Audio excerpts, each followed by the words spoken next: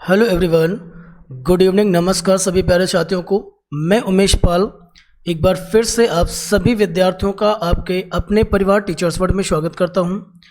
आशा है कि आप सभी स्वस्थ और मस्त होंगे। राधा रानी की कृपा सभी विद्यार्थियों पर बनी होगी और आप सभी सीटेट की प्रिपरेशन में बहुत ठीक प्रकार से लगे होंगे। और जो विद्यार्थी अभी तक सीटेट की प्रिपरेशन नहीं स्टार्ट करे हैं उनसे मैं कहना चाहूँगा कि बेटा अभी शुरू कर लो, अभी भी कोई लेट नहीं हुआ है और बिल्कुल परेशान होने की ज़रूरत नहीं है, क्योंकि सीटेट का एग्ज़ाम जो होता है ना, बहुत हद तक उसकी प्रैक्टिस बहुत ज़्यादा इम्पोर्टेंट होती है, जो हम लोग कर ही रहे हैं। और अगर आप हमारे सेशन के साथ लगातार मन से जुड़ेंगे, सारे जितनी भी क्वेश्चन सीरीज़ में करा रहा हूँ उसको आप प्रॉपर तरीके से कर लेंगे, आप कुछ हो ना हो लेकिन आप अच्छे स्कोर से क्वालिफाई ज़रूर कर जाएंगे एग्ज़ाम को, ठीक है। और थोड़ा सा प्रयास अगर और कर लोगे तो हो जाएगा और अच्छा स्कोर हो सकता है। चलिए, आज हम लोग बाल विकास की सीरीज़ करेंगे। बाल विकास सीरीज़ कम से कम मुझे याद आ रहा है कि करीब 5 से 6 में हम लोग डिस्कस कर चुके हैं। आज ये 7th सीरीज़ है, इसको आज हम लोग शुरू करेंगे। बट बेटा एक चीज़ का बहुत ज़रूरी होता है, खासकर CDP की क्लास में, है ना, ये बड़ा मुश्किल हो जाता है। कई सारे प्लेटफॉर्म या कहीं से भी आप अगर चीज़ों को पढ़ रहे हैं तो उसमें एक पेडागॉजिकल एनालिसिस का होना बहुत ज़रूरी है, और वो भी सटीक। क्योंकि ज़रा सा भी अगर इधर उधर हुआ टॉपिक से या कह सकते हो कि कॉन्सेप्ट क्लियर नहीं हो पाया तो प्रॉब्लम ये होती है कि पेडागॉजिकल क्वेश्चन बहुत स्मूथली गलत भी होते हैं जितनी स्मूथली ये सही होते हैं, ठीक है। बस यही कहना चाहूँगा कि आप सभी हमारे सेशन से जुड़ें, उसे शेयर करें, लाइक करें और अपने सभी मित्रों को ज़्यादा से ज़्यादा सब्सक्राइब करवा दें, जिससे कि उन्हें भी सीखने का मौका मिल सके और उनकी सीटेट की तैयारी में मदद कर सकूं। मेरा प्रयास है कि आपको ज़्यादा से ज़्यादा अच्छा स्कोर करा सकूं। चलिए, आज की क्लास को मैं शुरू कर रहा हूँ। पहला क्वेश्चन आपके सामने आ चुका है, पढ़ेंगे। बचपन से वयस्कता के परिवर्तन काल का समय कौन सा है? बहुत ही बढ़िया क्वेश्चन है, बहुत बार आ चुका है, कई तरीके से आप इसको सीख चुके हैं। परिवर्तन काल को कई बार उन्होंने संक्रमण काल लिखा हुआ है, या यूं कह सकते हैं कि मनुष्य के जीवन में जो वयस्कता का संक्रमण काल होता है ना, वो किशोरावस्था होता है, जो आपका ऑप्शन नंबर डी लिखा हुआ है, ठीक है। चलिए, आई थिंक समझ में आ गया होगा। एक बात और मैं बोलूँगा, आज का सेशन बहुत इम्पोर्टेंट है, बहुत बेहतरीन क्वेश्चन सीरीज़ है और आपको बहुत नए क्वेश्चंस देखने को मिलेंगे। पूरे मन से और कंप्लीट वीडियो एक साथ आप देखेगा, आपको चीज़ें समझ में आएंगी और आपके कम से कम 10 से 12 नंबर ठीक हो सकेंगे यहाँ से। निम्न में से किसके स्थूल गामक कौशल के उपयोग की आवश्यकता होगी? देखिए, पहले समझ लेते हैं कि ये स्थूल गामक कौशल क्या होता है।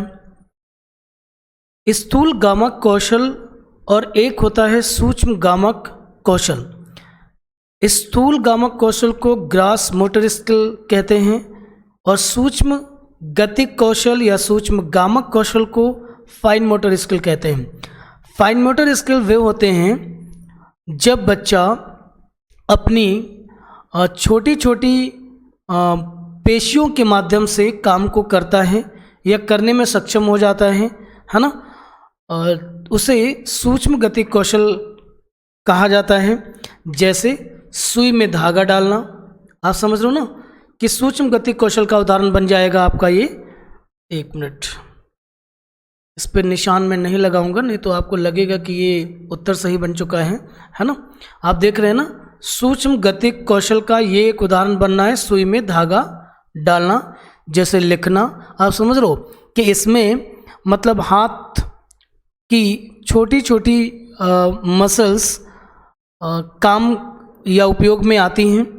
और स्थूल गामक होता है जो ग्रॉस मोटर स्किल होता है, मतलब शरीर के बड़े अंगों का या लगभग पूरे शरीर का एक साथ उपयोग किया जा रहा हो तो उसे स्थूल गामक कौशल कहेंगे, है ना। उसमें आपके शरीर की बड़ी मांसपेशियां या कोशिकाएं काम में आती हैं। जैसे आपका एग्जाम्पल यहाँ पे बनेगा और उत्तर भी बनेगा आपका चलना और दौड़ना। इसमें आपका चलना दौड़ना हो जाता है, फदकना हो जाता है, और दौड़ना हो सकता है, नृत्य करना हो सकता है, जंप करना हो सकता है, तैरना हो सकता है ना, तो स्केटिंग हो सकती है। तो ये सारी चीज़ें आपकी आ जाएंगी स्थूलगामक कौशल में, है ना। आप समझते हो ना, जैसे कि साइकिल चलाना है तो ये ग्रॉस मोटर स्किल में आ जाएगा। ठीक है, अगले क्वेश्चन पे हम लोग आ रहे हैं, और बात समझ में आ गई होगी आपको ये वाली क्वेश्चन नंबर 2 की। चलिए क्वेश्चन नंबर 3 को हम लोग ध्यान से समझेंगे। बहुत प्यारा क्वेश्चन देखिए है, यह मान्यता की भौतिक वस्तु में जैसे गुड़िया, कार में सजीव गुण होते हैं क्या कहलाती है।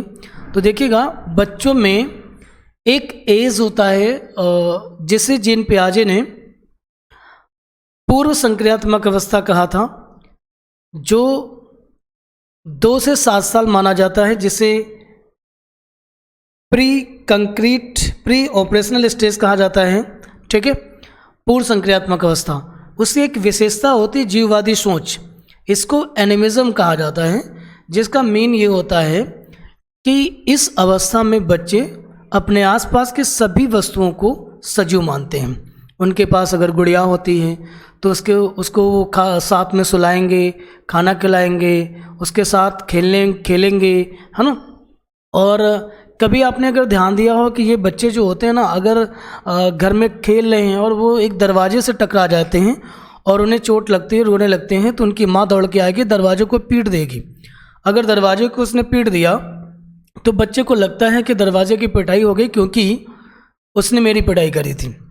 ठीक है, और बच्चा शांत हो जाता है, और वो सिर्फ इसलिए क्योंकि उसके अंदर एनिमिज्म होती है या जीववादी सोच होती है। ठीक है, उम्मीद है समझ में आ गया होगा। बाकी के ये ऑप्शन आपके नहीं आएंगे, इस क्वेश्चन के उत्तर नहीं बनेंगे। क्वेश्चन नंबर 4 को बेटा ध्यान से समझेंगे। कह रहे हैं, अच्छा एक चीज़ और भी है कि इस तरीके के जो क्वेश्चंस हैं ना, अभिकथन और तर्क वाले, ये आजकल परीक्षा के ट्रेंड बने हुए हैं। तुम्हारी परीक्षा में कम से कम मेरा अनुमान है कि 10 से 12 क्वेश्चन हर सब्जेक्ट में ये मिल जाएंगे, टोटल 150 में से अभिकथन और तर्क के। मतलब एक सिंगल पार्ट पे कम से कम 3 या 4 क्वेश्चन ये मिलते ही मिलते हैं।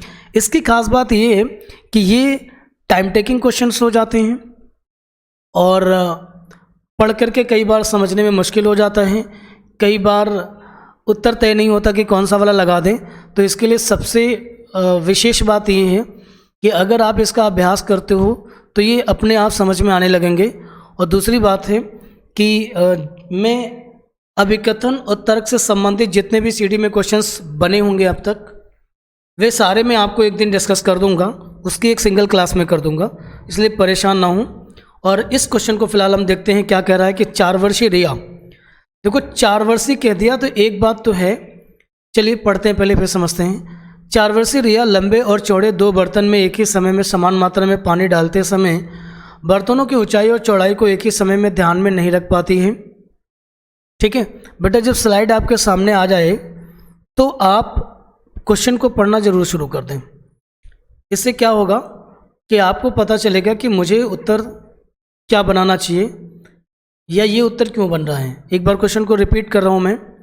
4 वर्षीय रिया लंबे और चौड़े 2 बर्तन में एक ही समय में समान मात्रा में पानी डालते समय बर्तनों की ऊंचाई और चौड़ाई को एक ही समय में ध्यान में नहीं रख पाती है। ठीक है, तो जीन पियाजे, ये तर्क है, जीन पियाजे के अनुसार रिया संज्ञानात्मक विकास के पूर्व संक्रियात्मक चरण में है। तो देखिएगा पूर्व संक्रियात्मक चरण में तो है, क्यों? क्योंकि एक तो ये कि अवस्था उसकी 4 वर्षीय है, और पूर्व संक्रियात्मक अवस्था की एज होती है 2 से 7 साल होती है, जो 2 खंडों में विभाजित हो जाया करती है, लेकिन वो जीन पियाजे की अवस्था के अनुसार विभाजित होता है। फिलहाल मैं आपको बता दूं कि पूर्व संक्रियात्मक चरण की एक विशेषता है अपलटावी, जिसको कहते हैं इरिवर्सिबिलिटी, जिसमें बच्चा वस्तुओं, संख्याओं को उलटना पलटना नहीं सीख पाता, मतलब उनके भौतिक अवस्थाओं में अंतर नहीं कर पाता। ठीक है, इस अवस्था को अपलटावी कहा जाता है। और इसकी अगली स्टेज जो होती है, जो मूल संक्रियात्मक अवस्था होती है, उसमें पलटावी होता है, रिवर्सिबिलिटी होता है, जिसमें बच्चा ये गतिविधियां करना सीख लेता है। और मतलब अगर उसको कह दिया जाए पलटावे स्टेज में कि 3+2=5 होता है, तो 2+3 कितना होगा, तो बता पाएगा कि 5 होगा, क्योंकि सिर्फ और सिर्फ नंबर्स के प्लेस बदले हैं, वैल्यूज़ नहीं बदली हैं। ठीक है, तो आई थिंक आपको समझ में आ गया होगा।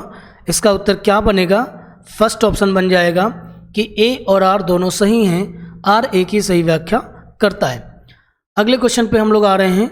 बच्चों की शिक्षा के लिए वाइगोस्की के सिद्धांत का अनुप्रयोग प्रस्तावित है। ठीक है, तो देखिए वाइगोस्की हमेशा से कहते आए कि जो लर्निंग होगी, बच्चे जो सीखेंगे वो सहयोगात्मक तरीके से सीखेंगे। जब तक आप सोशली इंटरेक्ट नहीं होंगे, जब तक बच्चे एक दूसरे से इंटरेक्ट नहीं होंगे, आपस में मिलेंगे जुलेंगे नहीं, तब तक अधिगम नहीं होगा। ठीक है, सो उत्तर सीधे तौर पे आपका फर्स्ट बन रहा है, इसमें कुछ करने की ज़रूरत नहीं है ना। और आप जानते हो क्रिया प्रसूत अधिगम आएगा नहीं, रटन तो बिल्कुल पूरी पेडागोजी में कहीं भी सपोर्ट नहीं मिलेगा इसको। निष्क्रिय अधिगम पूरी पेडागोजी सेक्शन में इसको सपोर्ट नहीं मिलना है। ठीक है, सो ऑप्शन क्या बन जाएगा, फर्स्ट। आज बहुत नए अच्छे क्वेश्चंस लगे हुए हैं, आपकी परीक्षा में पूछे जा चुके हैं, तो बहुत मन से बेटा पढ़िएगा, 100% आपको यहाँ से लाभ मिलेंगे। क्वेश्चन नंबर 6 आएंगे। कोहलबर्ग के नैतिक विकास के किस चरण में व्यक्ति अपने व्यवहार के परिणाम दूसरों की अपेक्षा अनुसार कार्य करता है, मतलब दूसरों के बताए गए नैतिक सिद्धांतों पर व्यवहार करेगा। ठीक, तो ये अवस्था आपकी पूर्व परंपरागत होगी, जिसमें बच्चा वही नैतिक व्यवहार प्रदर्शित करता है जो उसके परिवार या दूसरे सदस्यों के द्वारा बताया गया होता है, क्योंकि मानता है कि जो भी सामाजिक नियम हैं वो किसी बाह्य सत्ता द्वारा प्रेरित हैं और इनको तोड़ना अपराध होगा। ठीक है, जो बच्चे कोहलबर्ग को ठीक से पढ़े होंगे उन्हें इसमें कोई समस्या नहीं होगी। और ये जो फर्स्ट ऑप्शन लिखा ना, ये तो चीन पियाजे के अनुसार लिखा हुआ है, पूर्व संक्रियात्मक चरण, जिसे प्री ऑपरेशनल स्टेज के नाम से जाना जाता है, जिसकी डिस्कशन अभी हम ऊपर कर रहे थे। वो तो कोहलबर्ग का है भी नहीं, तो कोहलबर्ग की ये सीक्वेंसली ये सारे आपके चरण लिखे हुए हैं ये। ठीक है, इसको पूर्व परंपरागत चरण को प्री कॉन्वेंशनल स्टेज, परंपरागत को कॉन्वेंशनल स्टेज, पश्चिम परंपरागत को पोस्ट कॉन्वेंशनल स्टेज कहा जाता है। क्वेश्चन नंबर 7 ध्यान से सुनेंगे, बहुत प्यारा क्वेश्चन है, देखिएगा, पढ़िए। रेनू एक विद्यालय में परामर्शदाता है। नोटिस कीजिएगा, काउंसलर है, वो काउंसलिंग करेगी।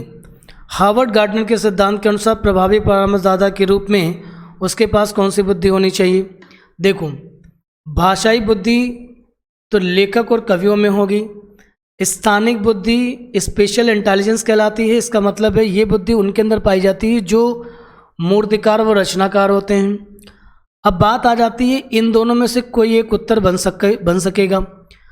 अंतर्वैयक्तिक को इंटरपर्सनल इंटेलिजेंस कहा जाता है, जिसमें यह योग्यता होती है वह मनुष्य दूसरे व्यक्तियों के उद्देश्यों, भावनाओं, व्यवहार को समझते हुए उनके साथ मधुर संबंध स्थापित करेगा। मतलब कह सकते हो कि व्यक्ति का विश्वास पात्र बन जाएगा। और एक परामर्शदाता के अंदर ये गुण होना बेहद ज़रूरी है, तभी उसकी एडवाइस प्रभावी होगी और इफ़ेक्टिव होगी। बात करते हैं अंतर्वैयक्तिक की। अंतर्वैयक्तिक इंटेलिजेंस को इंट्रापर्सनल इंटेलिजेंस कहा जाता है। इस बुद्धि के अनुसार व्यक्ति को अपनी शक्ति और कमजोरियों का ज्ञान होता है, मतलब व्यक्ति को आत्मबोध होता है, कह सकते हो। ठीक है, और वह अपने एक्सिस्टेंस और जीवन के अर्थों को समझने के लिए काफ़ी संवेदनशील हो जाता है। इसमें आपके दार्शनिक और आध्यात्मिक नेता आते हैं। सो रिया एक परामर्शदाता है विद्यालय में, इसलिए इसके लिए सी ऑप्शन ही ठीक होगा। क्वेश्चन नंबर 8 को ठीक से देखेंगे। क्वेश्चन नंबर 8 में लिखा है कि राष्ट्रीय शिक्षा नीति 2020 के अनुसार एक शिक्षक को शिक्षण प्रणाली के दौरान प्राइमरी स्कूल के बच्चों से संप्रेषण के लिए किस भाषा का प्रयोग करना चाहिए। संप्रेषण का मतलब होता है कम्युनिकेशन। देखिए, प्राइमरी स्टैंडर्ड में कम्युनिकेट करने के लिए सबसे बेहतरीन लैंग्वेज जो आएगी वो होती है मातृभाषा, बच्चों की मदर टंग। इसको समझाने की कोनो खास ज़रूरत नहीं है, आप खुद ही इसको जानते हो। क्वेश्चन नंबर 9 है, एक समावेशी कक्षा में शिक्षिका की भूमिका क्या होगी। देखिए, समावेशी कक्षा को सबसे पहले समझ लो। समावेशी कक्षा जो होती है वो बच्चा, उसमें सभी प्रकार के विद्यार्थियों को समान शिक्षा के अवसर मिलते हैं। किसी बच्चे के साथ किसी भी स्तर का कोई भेदभाव नहीं किया जाता। सभी विशिष्ट विद्यार्थी भी सामान्य बच्चों के साथ बैठेंगे, इसलिए समावेशी कक्षा में विविधता पाई जाती है और इसलिए बच्चों में विविध ज़रूरतें होंगी, उसका पता लगाएंगे आप और उन्हें सेटिस्फाइड करेंगे, मतलब संतुष्ट करेंगे। ठीक है, एक शिक्षक की भूमिका यही है समावेशी कक्षा में। और जैसे लिखा है बी ऑप्शन, केवल कुछ खास विद्यार्थियों का ध्यान रखना। देखिए, पूरी पेडागोजी सेक्शन में ये आप नहीं करोगे, है ना। अकादमिक क्षमता के आधार पर पृथक्करण, मतलब बच्चों को बांटना, ये भी आप नहीं करो। मैं आपको एलिमिनेशन करना सिखा रहा हूँ कि बाकी के उत्तर क्यों नहीं बनेंगे। खास वाले बच्चों को विशेषज्ञों के पास भेज दीजिएगा और सुनिश्चित करिएगा कि उन्हें किस अलग संकाय में पढ़ाया जाए। तो देखिए, संकाय का अर्थ होता है स्ट्रीम, तो ये भी आपका समावेशी कक्षा में नहीं होगा। समावेशी कक्षा में बंटवारे का, विभाजन का कोई स्थान नहीं है, किसी स्तर का कोई डिस्क्रिमिनेशन नहीं होगा। ठीक है, आइए क्वेश्चन नंबर 10 पे आएंगे। बेटा खूब समझ में आ रहा होगा, मुझे उम्मीद पूरी है। और जहाँ कोई दिक्कत हो मुझे कमेंट बॉक्स में आके बता दीजिएगा। अगर आपको प्रॉपर चीज़ें समझ में आ गई हैं तब भी बता दीजिएगा। ठीक है, मैं बहुत आराम से पढ़ा रहा हूँ ताकि एक क्वेश्चन आपको एक बार में क्लियर हो जाना चाहिए। बार बार सेम क्वेश्चन को सीखने और पढ़ने की ज़रूरत आपको ना हो। इतना वक्त आपके पास है नहीं। एग्ज़ाम कब होना आपका? 7 जुलाई को। सामाजिक अंतःक्रिया और मौखिक संप्रेषण में चुनौती। देखिए, बच्चा सोशल इंटरेक्ट नहीं हो पाएगा, बच्चा कम्युनिकेशन में प्रॉब्लम महसूस करेगा। इस प्रकार के जो लक्षण हैं वो श्वालीनता विकार में देखने को मिलेंगे। श्वालीनता विकार क्या होता है, अब आप थोड़ा सा समझिएगा। श्वालीनता को ऑटिज्म स्पेक्ट्रम डिसऑर्डर के नाम से बुलाया जाता है। इसमें बच्चा जो होगा उसे सामाजिक अंतःक्रिया, मतलब समाज से मिलने जुलने, और संप्रेषण मतलब कम्युनिकेट करने में समस्या होगी। आई थिंक आपको समझ में आ गया होगा बच्चा, किसी को कोई समस्या नहीं होगी, है ना। इसे श्वालीनता को ऑटिज्म स्पेक्ट्रम डिसऑर्डर कहा जाता है। इसके संबंध में, मतलब इन 3 चीज़ों के संबंध में आप लेक्चर देख लीजिएगा, लर्निंग डिसेबिलिटी, जहाँ में मैं तीनों विकार और भी विकार बहुत सारे वहाँ पर हैं जिनको मैं डिस्कस कर चुका हूँ। ठीक है, अब जैसे आपका ये लिखा हुआ है अवधान न्यूनता अतिक्रियाशीलता विकार, इसमें बच्चों को ध्यान लगाने में समस्या होती है। ठीक है, इसे ADHD कहा जाता है, या इसको पूरे नाम से बुलाएंगे attention deficit hyper activity disorder. पठन वैकल्य होता है जो डिसलेक्सिया कहलाता है, जो पढ़ने में समस्या आती है। सो यहाँ के लिए आंसर जो बन जाएगा वो बनेगा श्वालीनता। आइए अगले क्वेश्चन की ओर बढ़ चुके हैं हम। बड़ा प्यारा सा क्वेश्चन लिखा हुआ है, बड़ी अच्छी गतिविधि है। शिक्षक बच्चों को विभिन्न रंगों वाली चिकनी मिट्टी देता है और कहते हैं कि मन में जो भी आता है बच्चा बना लो।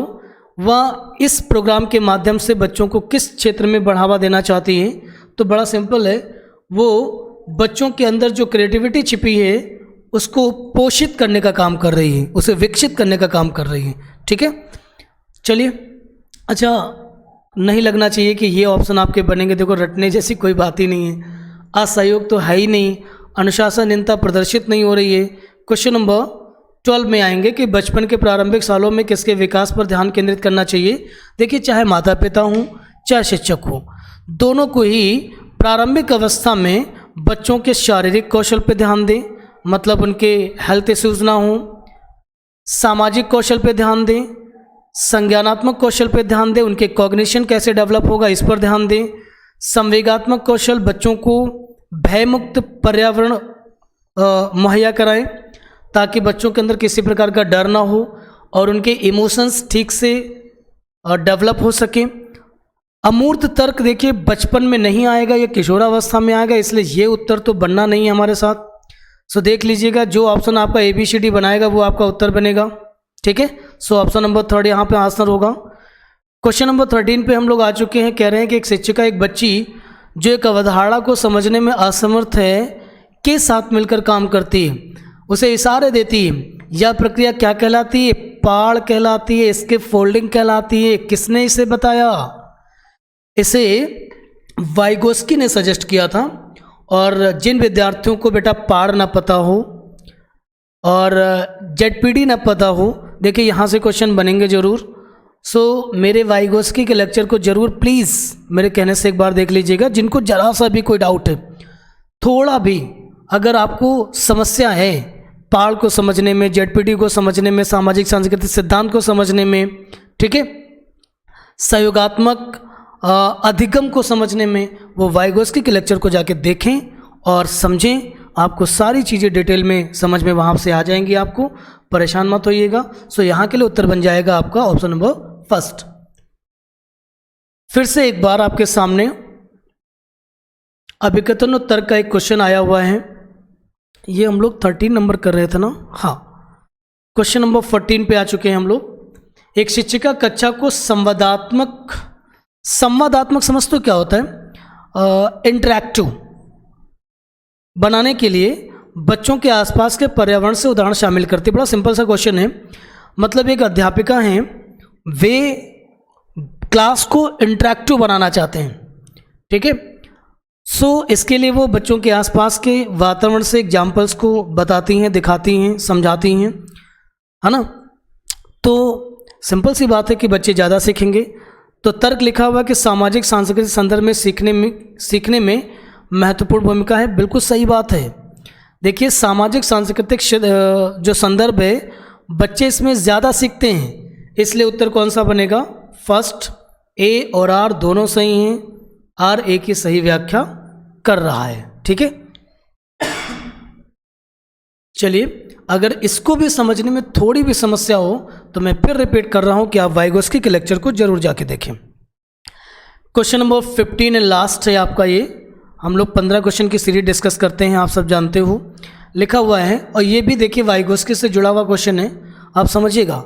रूही का मानना है, रूही एक विद्यार्थी है, मानना है कि उसके ठीक से पढ़ाई नहीं की, जिसके कारण, देखिए करना लिखा हुआ है, जिसके कारण यहाँ पे होना चाहिए, ये थोड़ा सा मिसिंग है।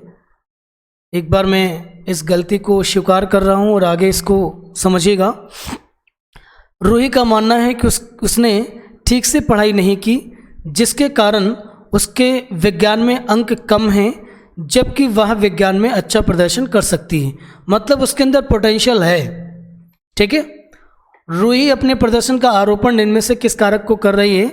मैं बता दूं, उत्तर बनेगा पर्यावरणीय कारक। कहने का अर्थ ये हो गया कि रूही के अंदर पोटेंशियल थी, मतलब उसके अंदर क्षमताएं हैं, योग्यताएं हैं, बस उसे पॉजिटिव एटमॉस्फेयर नहीं मिला पढ़ाई करने का, पर्यावरण में साथ नहीं दिया, जिसके कारण उसके विज्ञान में नंबर कम हो गए। मत कहिएगा कि योग्यता नहीं है, क्योंकि वो विज्ञान में अच्छा प्रदर्शन कर सकती थी, कर नहीं पाई। कोशिश की कमी होगी नहीं, और भाग्य से रिलेटेड तो कोई बात करनी ही नहीं है, ठीक है। सो आज की क्लास बेटा आपको शायद समझ में आई होगी। अगर आपको सेशन आज का पसंद आया है तो बड़ा ज़ोरदार तरीके से शेयर कर दीजिए और लाइक ज़रूर कर दीजिएगा। कमेंट बॉक्स में आके एक कमेंट भी लिख दीजिएगा, मुझे पता चलेगा, मुझे अच्छा लगेगा कि आपने सबने पढ़ाई करी है। चलिए आज की क्लास को यहीं पर वाइंड अप करेंगे और मंडे को हम लोग हिंदी पेडागोजी के साथ मिलेंगे। वहाँ पर भी हम लोग बेहतरीन क्वेश्चन सीरीज को डिस्कस करने वाले हैं। अभी हम लोग वहाँ पैसेज नहीं कर रहे हैं, बट आप पैसेज भी करेंगे, जल्दी ही करेंगे, ठीक है। सो आज की क्लास को यहीं वाइंड अप कर रहे हैं। Thank you so much.